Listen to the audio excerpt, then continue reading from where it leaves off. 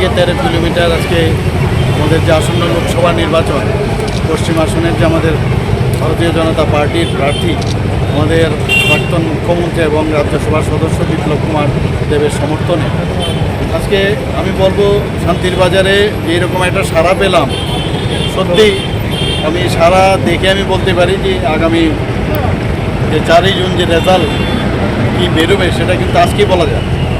এবং একটা উৎসাহের একটা এবং উদ্দীপনা সেটা কিন্তু আমি পরিলক্ষিত করেছি। এবং যেখানেই যাই, আগেও যেভাবে আমি সাংবাদিক ভাইদের আমি বলেছি, যেখানেই যাই মানুষের মধ্যে একটা কবে মোদিজিকে আশীর্বাদ করবে ওই দিনটির জন্য খালি অপেক্ষা করে আছে।